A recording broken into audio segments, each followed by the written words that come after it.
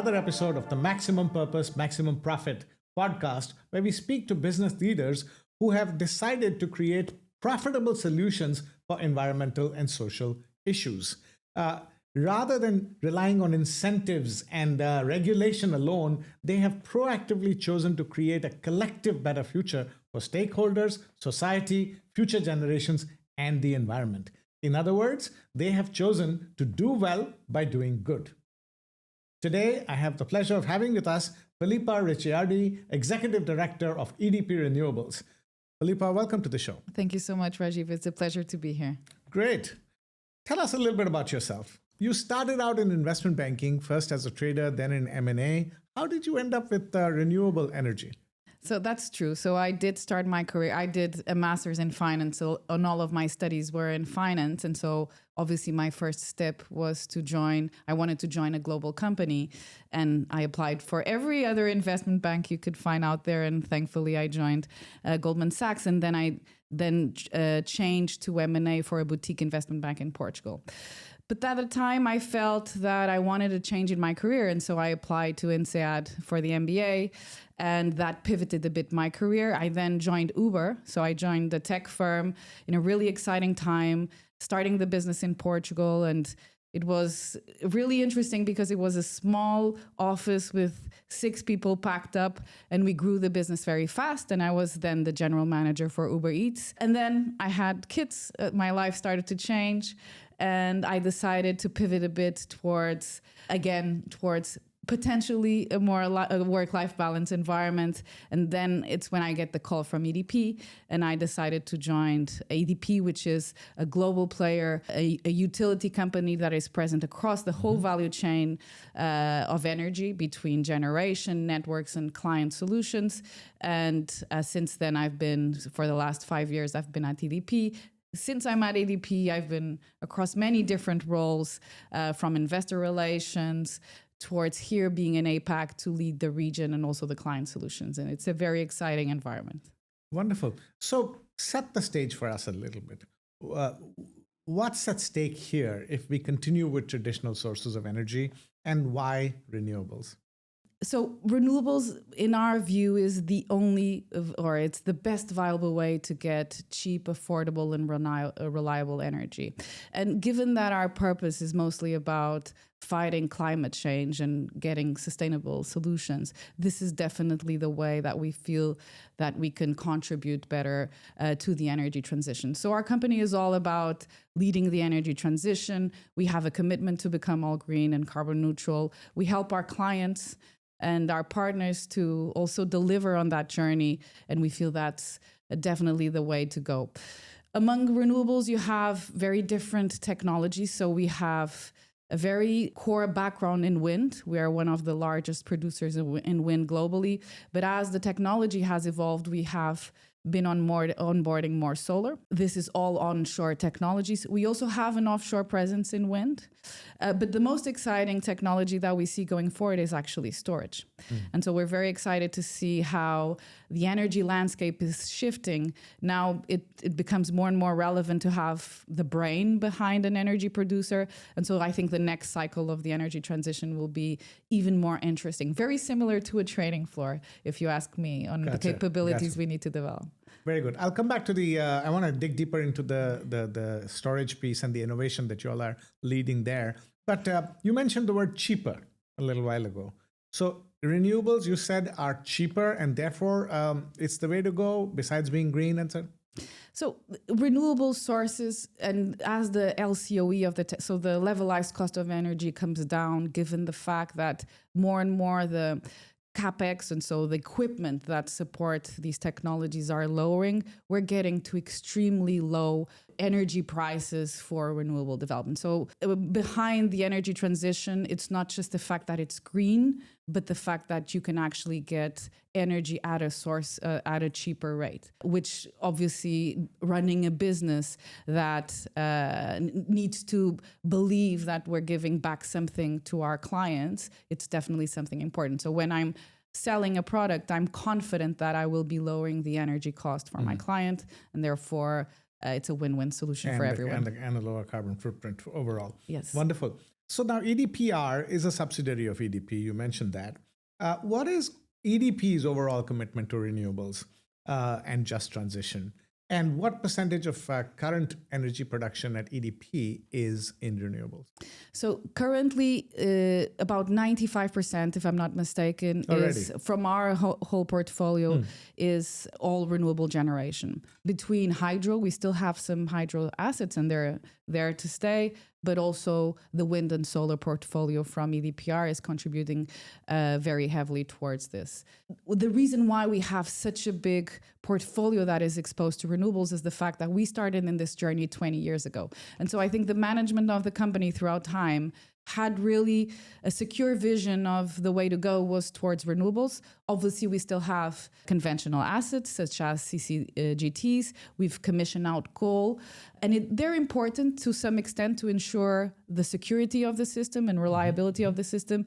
But more and more, we believe that we will be in this journey for renewables. And the truth is, the company leadership clearly claimed an 100% green direction towards 2030. And so we're working very actively. 2030? 2030 is our commitment to become all green. And what does that do to profitability and growth? Well, hopefully it will continue to be on an important growing trend. Obviously, renewables are going through a challenge. At this moment, there's a lot of political uncertainty. The world is pivoting a bit towards what we saw a couple of years ago, where the ESG momentum was leading the way. This being said, besides governments maybe taking a different lens on the energy transition that can impact to some extent the growth, we don't see clients changing their mindset.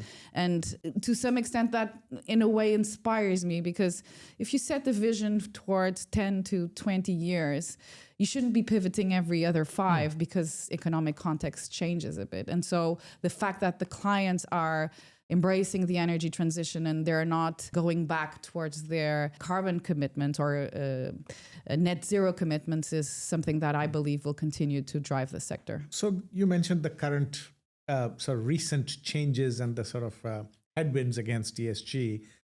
Without getting into any politics here, does that have any bearing on your commitment as a company towards renewables, or does that remain the same?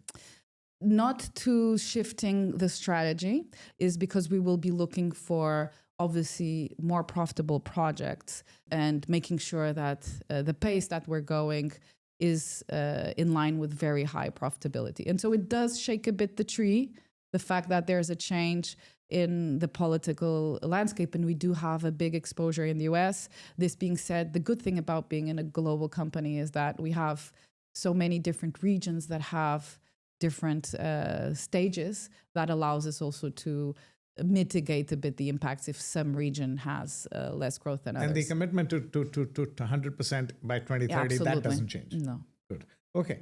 Coming now to Singapore. Tell us about this winning project. You all were one of the winners of our Steward Leadership 25 or SL25. This is the work that you did in Pulau Ubin. Tell us about it. How did it come about? What was it and why did you do it?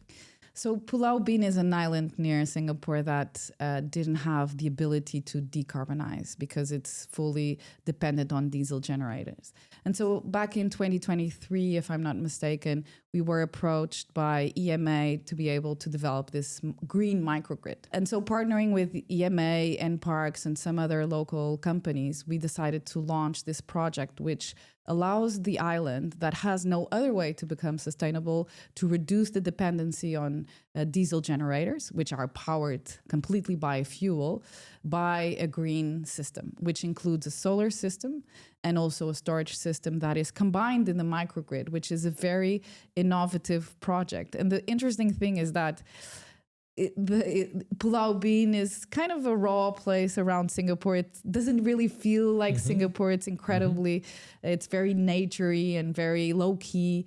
And it has a really interesting innovation hub today sitting there. And it's completely integrated in the landscape. I don't think it bothers anyone. But it also allowed for the residents of Pulau Ubin in that part of the island to be able to be sourced by green energy, which is, I think it's a very good project, but I'm biased. Why did you all do it? I think we did it for a couple of reasons. The first, I think our purpose is always to drive, as I was mentioning, affordable green energy. And so that gives us also a space to be able to benefit the community that traditionally wouldn't have access to this. And so part of us as a company, we obviously like to serve the corporate clients, and we're a business, that's fully important. But we also like to serve potentially underserved clients that wouldn't have access to that. That's one of the main reasons. I would say the second reason is the innovation component of it really gives us gains towards our business. And it's in two layers. So the green roof, we have, so the solar system beneath it has what we call the green roof. So we are testing the ability to develop a couple of species of greenery that, if proved that the solar panels doesn't impact their growth, or actually they even improve the efficiencies of the solar panel due to lower temperature, we could deploy it more comfortably across multiple different buildings. And so I think for Singapore, that's particularly relevant. You have thousands of HDB blocks and there's a big commitment to become more green and have more greenery around Singapore. That use case is very interesting. The second one is the storage component. So we are testing the vanadium flow battery with a local Singapore startup. This is very interesting for us. Not only storage in itself, it's absolutely critical to be able to test how the operating model works, how the ecosystem works when the battery shuts down, who are the O&M providers that can come on site, what are the key metrics that we're actually evaluating. And that's extremely important for us to be able to price it in our projects. But the vanadium flow battery is also interesting in the sense that, opposed to lithium, it's supposed to degrade in a longer period of time. And so it has a more useful life. And so beyond just the single technology standalone, operating a microgrid and having a brain, which is also partnering with Schneider, that we kind of decide what to trigger, if the solar, if the storage, if the diesel generator, and if for some reason there's a day with no sun. It really is interesting to see how it operates, and bringing that intelligence to a system is quite unique. So it's an innovation incubator, if you will, for broader usage. Did you do this on a commercial basis? So the project in itself is not necessarily a commercial business for us, to the extent that we are taking profit. We are, let's say, stabilized in that sense. But the applications of this project really endure other commercial operations. Because the innovation, and you're testing this vanadium redox flow battery and the solar green roof. If these are successful here, then you deploy them commercially elsewhere. Absolutely. Okay, very good. So how has this affected the energy situation at Pulau Ubin, daily life of the people, and how are you measuring the impact? So I think the most interesting fact is that the diesel generators are quite loud. They kind of produce a noise that I think the residents of Pulau Ubin were so used to it that they never used to live in an environment where there was this silent. And so I think the biggest and interesting feedback that we get is that they can hear the nature, or that they can have this more peaceful sound, which definitely is an improvement in the lifestyle. I think that's one important move. From an energy perspective, obviously, this has decreased significantly the consumption of fuel. So the grid is about 80 to 90% decarbonized at the moment. We're still improving, and our target is to get to 90%. But generally speaking, there will be much less consumption of fuel. And I think there's also an operational benefit. The fact that sometimes you have to redeploy the fuel, this is a time-consuming logistical challenge that I think having this microgrid operating really improved the lifestyle of the people that live and work in Pulau Ubin. So we talked about the fact you started out in banking, then you went into all other kinds of things, and then you ended up in this function. In renewables. What has that done for you personally? What has your experience been since you've been in this business? So I think I always looked for a work that had some purpose. And I think I always, in a way, try to find in my mind a feeling that I was doing something for the world. I remember when working for Uber, I felt that I was taking people's time, or I was giving back time to people because I was taking care of the delivery of their food. But it was a bit of a far-fetched concept. Working at EDP really makes me feel every single day that I'm doing something for the world. And being a mother of 3, that speaks to me a lot, because you have days that you're tired, and there's days that the motivation might be not on the top of the game. And the feeling that at least I'm doing something good for the world, not just my business. And don't get me wrong, we obviously are in a world where it needs to be a commercially viable business, but it makes me feel that I have some impact. I'm creating a better world for the future generations. And so working at EDP really fulfilled me from the purpose perspective. The purpose of the company is we choose Earth, and we really drive our business around this concept. And it's not just me. I think the whole company really speaks this culture, and we attract a lot of talent. I do believe we attract a lot of talent because we are doing something for the world. And it's quite of a competitive landscape where you have so sexy tech companies that is dragging people around. A utility company is not necessarily, or wasn't seen necessarily as a sexy place to work at. And today is completely shifting because I feel that people look for a job that has a sense of purpose in the world. Well, I mean, in today's world, if you are saying what you just said, that I wake up in the morning to do good work, and that's my satisfaction. That's what I tell my kids. What can be more sexy than that? That's true. Okay.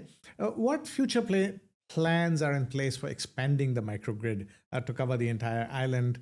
And what will that mean for the community, etc.?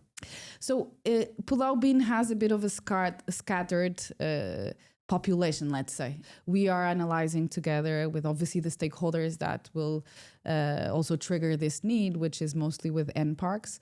And eventually the next plan of the microgrid is indeed to extend, which will give more green energy towards the residents of Pulau Bin.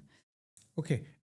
Let's come back to that innovation piece that you were talking about. You mentioned 2 things. One was the solar green roof and the other is the batteries. Tell us a little bit about both. So start with the solar green roof. What is it, and how is your solar strategy different and more innovative from the others? So the green roof, the interesting aspect of it is the dual usage that you can have with a solar system, which is not an uncommon concept in the energy space. You see a lot of countries that are promoting agri-solar in a larger utility scale farm. So, or a fishery, for instance, in Taiwan is quite prevailing to have a dual usage with a fish farm. Here in Singapore, it's a different environment, but what I believe is that it will allow to have some sort of sustainable greenery in the rooftops. Let me interrupt. Explain to us in absolute layman terms, what is a solar green roof? A solar green roof is a roof that has solar panels on top of it, and beneath that roof, you will have a kind of a farm, or let's say a little farm where you can produce different species of greenery. Let's say lettuce or broccoli or any other species that can be developed in that ecosystem. How is that important to generating solar energy? It is important on generating solar energy because it is believed that the greenery will cool down the energy system. And so the solar panels under a lower temperature actually are more efficient. I see. And so what we're studying with SIT is to, in fact, understand whether that cooling effect is true, and also what type of greeneries can actually be developed under this system. Because it also needs to take into consideration that there's no direct sunlight, that only in some directions the sun will come in. And so it's quite interesting, I think. Thanks for that on the solar green roof. What about the batteries? How are they different? So the vanadium flow battery has a couple of benefits versus the traditional lithium. One is the lifespan, so it's expected to live longer. It has lower depreciation, and so that's seen as an interesting benefit. The second benefit, which is quite interesting, particularly when it comes to a remote island, is that it's less inflammable. And so that's a very important consideration when you have a battery system, not just in an island, but even considering an urban space, testing this technology that supposedly it's much safer. Obviously, it's something very interesting for us. And then the vanadium redox flow battery, how is that different? It's different on the type of component or chemical component that the battery is driven. But to be fair, it's not necessarily just the vanadium flow that I'm interested. It's literally a storage facility operating. This is the most interesting analysis that we want to make. Storage, everybody talks about storage. It's the big cycle of growth. There's not a lot of operating storage systems out there. And so or solar. For combined, coupled with solar. And so understanding how a battery system operates is really important for the energy transition. And especially because I know that while before clients were comfortable with a pay as produced profile and they were okay with the solar curve and just buying what I was able to produce, clients now want a 24/7 load. And with the fact that the sun only shines part of the day, that only can be available if you combine with a brain. And that brain is the storage system that will flatten the load and give you a firm profile. Gotcha. And that study and that analysis is absolutely critical to be able to lead the energy transition. Mm-hmm. So, a lot of people argue that all of these innovations cost a lot of time and cost a lot of money, and there's money to be made in traditional ways, so why bother? What do you have to say to such organizations and people? If we don't invest in innovation and looking for technologies, we are completely curbing the long-term growth.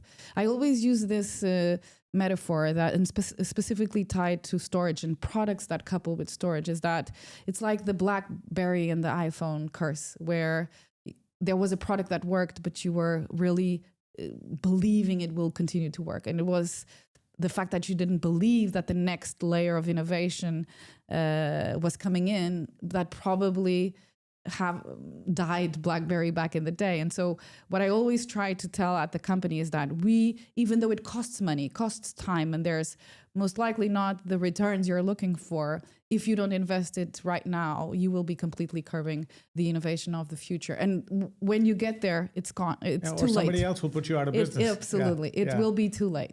And so we as managers and always in the company need to be able to drive this. And teams sometimes might feel stressed out because on a day, for instance, our asset operations team that manages 400 megawatts in mainland Singapore, when there's an outage in Pulau Bin, it is time consuming and it impacts their lifestyle. It's obviously a different day. But the benefits that they take from just going to the site, understanding what's going on, will obviously make them much stronger What drives technicians. this kind of a culture in your company? I think there's a lot of vision about the future. So sharing where we believe the market trends are going definitely helps. But I do believe that the generations that join the company, and when you're in the energy space, you know that being stagnant and not thinking about the future will make you an old school utility. But you see a lot of companies in the energy space and other industries that have traditional usage that create greenhouse gases talk the talk. There's a lot of talk about we want to do this, we want to go green we want to go carbon neutral by 2030, 2040, whatever, and we're doing this, but a lot of that is just talk. Sounds like here, from listening to you, that is really the DNA of the culture of the organization. How did that come about? What do you attribute it to in terms of if you were to pick one or two areas, this is why we are who we are?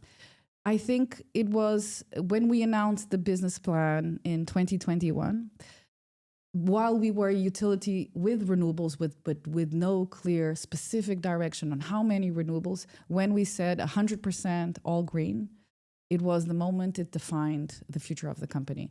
And so knowing that we needed to get there, and that means we need to shut down coal, we need to think about what we will do to the CCGTs in the longer term, really created a direction, a vision.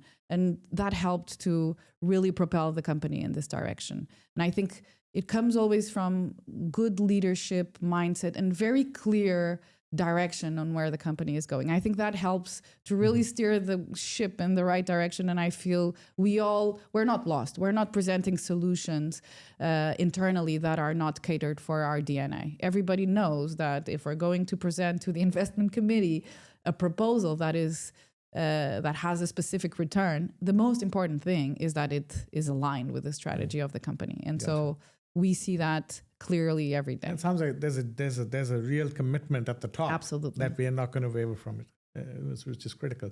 What do you see as the biggest challenges going forward with this transition to renewable energy, and how are you addressing those?